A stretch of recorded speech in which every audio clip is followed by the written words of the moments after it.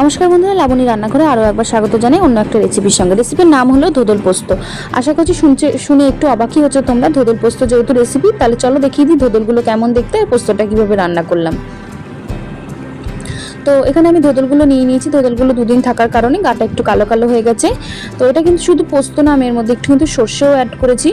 তো এখানে আমি প্রথমেই খোসা ছাড়িয়ে বড় বড় পিস করে আমি ধোদলটাকে কেটে নিয়েছি। ধোদল কিন্তু অনেকটা ঝিঙের মতনই দেখতে হয়, টেস্টটাও কিন্তু অনেকটা ঝিঙের মতন।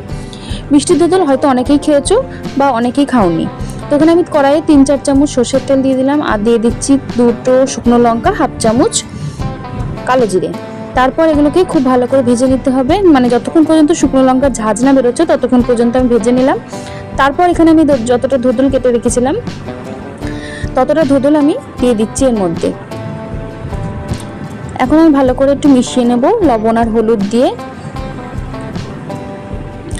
একদম ভালো করে নাড়াচাড়া করে লবণ হলুদটা মিশিয়ে আমি এটাকে বেশ কিছুক্ষণের জন্য ঢাকা দিয়ে রেখে দেবো। যেমন ঝিঙে থেকে জল বেরোয় তেমন কিন্তু ধোদল থেকেও অনেকটা জল বেরোবে, কোনো জল দেওয়ার প্রয়োজন নেই। এটা কিন্তু ঝিঙের মতনই জল ছাড়ে, ওই জন্য কিন্তু আমি এই জলেই রান্না করে ফেলবো। 1 চামচ সর্ষে আর 1 চামচ পোস্ত নিয়ে আমি একটা মিক্সির মধ্যে পেস্ট বানিয়ে নেবো। তার মধ্যে দিয়ে দিলাম 4-5টা কাঁচা লঙ্কা আর দিয়ে দিচ্ছি একটা গোটা টমেটো। এটাকে অল্প একটু জল দিয়ে আমি ভালো করে একটা পেস্ট বানিয়ে নেবো। এই পেস্টটাই আমি ব্যবহার করবো রান্নায়। তো এই দেখো আমার পেস্ট বানানো হয়ে গেছে আর এটা কিন্তু অনেকটা জল ছেড়ে দিয়েছে।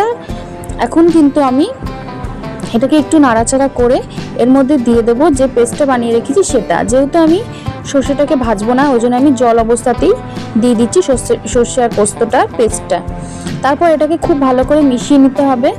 তারপর একটু আস্তে দিয়ে এটাকে অনেকক্ষণ ধরে ফুটতে দিতে হবে। আর যখন একটু জলটা কমে যাবে তখন আমি এর মধ্যে 1 চামচ চিনি ব্যবহার করেছি।